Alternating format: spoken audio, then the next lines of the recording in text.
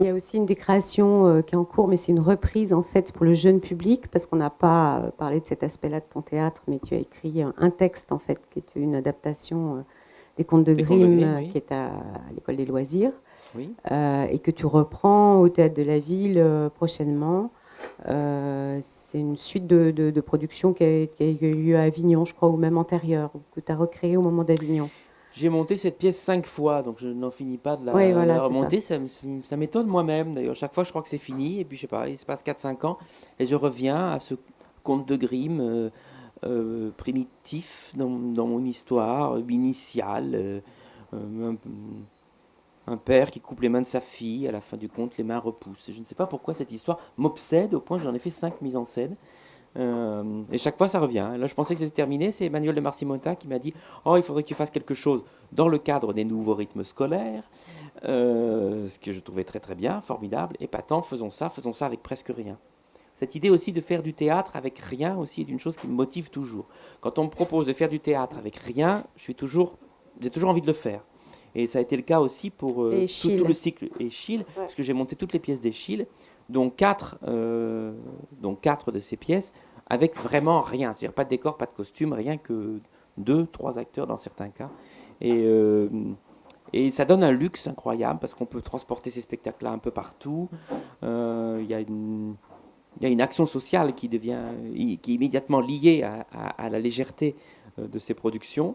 Oui, Et puis c'est ça pas le fait des même beaux projets de public. théâtre. C'est pas le même public On parce peut que aller vers des publics oui, très voilà, ton différents. souci c'est aussi ça, quoi. C'est-à-dire Mon c'est souci, oui, avec l'idée de faire du théâtre d'intervention, c'était aussi d'apporter, puisqu'il n'y avait pas de décor et de costumes, très très peu de mise en scène, il n'y avait que l'acteur, la voix et le texte, de pas apporter quelque chose de léger, d'apporter le plus haut au niveau culturel. Donc j'ai pensé au premier texte de l'humanité, à savoir les Échilles, enfin en tant que pièce de théâtre évidemment. C'est vrai que quand j'allais dans un collège, dans une association, dans un comité d'entreprise, et que je présentais en disant: vous allez entendre Les Perses, c'est la plus vieille pièce de théâtre de l'humanité, d'un seul coup l'écoute était incroyable. Et quand, avec cette pièce, il se crée une catharsis, ce qui marchait à tous les coups parce que elle est irrépressible, j'étais face à des gens bouleversés qui, quelquefois, allaient pour la première fois au théâtre, qui avaient entendu la plus vieille pièce de l'humanité et qui avaient trouvé qu'elle leur parlait de leur quotidien. C'est incroyable. Je me rappelle, pour les Perses, qui parlent de la catastrophe de la guerre, du deuil, c'était très fort. Et ça a été, je dirais, d'autant plus fort avec les suppliantes, qui parlent de la condition des femmes et la condition des femmes étrangères. Donc quand on l'a joué avec des associations de femmes maghrébines, etc., elles n'imaginaient pas qu'une pièce qui avait été écrite 2500 ans plus tôt pouvait à ce point parler exactement de leur situation. C'était bouleversant. est-ce que quand tu regardes toute cette œuvre-là, on peut dire l'appeler comme ça, comme une œuvre en fait, toute cette, est-ce que tu sais te relire, tu sais te regarder les thématiques qui ont traversé les sujets des pièces, le sujet du précédent roman, les textes que tu peux écrire, ou comment est-ce que tu qualifierais un peu euh, cet ensemble-là? C'est-à-dire comment est-ce que c'est dans l'instant? Par exemple, là, on peut dire évidemment les deux dernières publications, c'est la quête du père, enfin quelque chose de la relation au père que tu travailles à travers ces deux formes-là. Mais c'est aussi des thèmes qu'on a pu retrouver dans La Servante.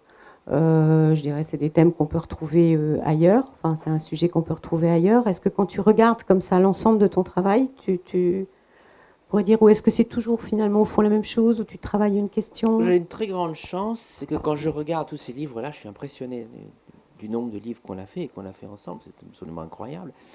Un jour, j'ai compté, je ne m'imaginais pas qu'il y en avait autant. Mais je le regarde vraiment comme un grand, gros brouillon d'une chose un peu valable que je vais faire dans quelques années. Très sincèrement, c'est ce que je ressens en voyant tous ces livres. Je me dis que j'en ai probablement trop fait, mais c'est pas grave parce que c'est un brouillon et qu'un jour je vais arriver à faire la chose décisive pour laquelle je suis né. Un brouillon, il y a des choses que tu ratures, que tu n'aimes pas, que tu ne revendiques plus. je revendique plus, non, mais je ne peux pas aller jusqu'à aimer chaque page qui est publiée. Ça, c'est comme ça. Je crois qu'il y a à l'origine de tout ce que j'ai écrit, pas forcément ma foi chrétienne ou catholique, pas forcément ça, mais quand même un horizon messianique. L'idée que quelque chose vient, que quelque chose va venir. Pas l'idée qu'on est seul, pas l'idée que rien ne va venir. Je ne sais plus, je crois qu'il y a une pièce qui commence comme ça. Quelque chose va arriver, quelqu'un va venir. Ouais. Alors ça, je crois que c'est fondamental. Au fond, il y a un espoir. Et ça, toutes les poses d'élégance ou d'élégance littéraire que je pourrais trouver n'arrivent pas à recouvrir cette indécrassable aspiration à la lumière. Et même quand j'écris des choses très noires, il y a eu des pièces extrêmement sombres, perverses, maudites, etc. Malgré tout, il y a là quelque chose toujours qui sent la venue du sens. Ça, je crois que c'est le propre de tout ce que j'ai écrit. Les livres avec des formes extrêmement, profondément différentes disent tous une forme d'espoir. Je suis un poète de l'espoir. Peut-être que vous avez des questions à poser à Olivier. Oui. Donc, à l'heure où politiquement la situation est un peu complexe, j'ai entendu dire que vous soutenez la culture comme clé, ou en tout cas comme chemin. Est-ce que vous pensez réellement que la modification politique, en tout cas la solution peut se trouver dans la culture, dans la propagation de la culture, et si oui, de quelle manière? Oui, je le pense absolument. Je pense absolument que la gauche, pour parler de la gauche, ne peut exister demain que dans sa politique culturelle, que le seul endroit où elle aura du sens et où elle fera une différence avec la droite, ce sera dans la politique culturelle. Si on veut entendre que culturel veut dire beaucoup plus que l'art et les spectacles, que ça comprend évidemment l'éducation nationale, que c'est absolument fondamental, que ça comprend le tourisme, que ça comprend l'économie, parce que je crois que l'avenir de la France, il est sur son économie adossée à la culture.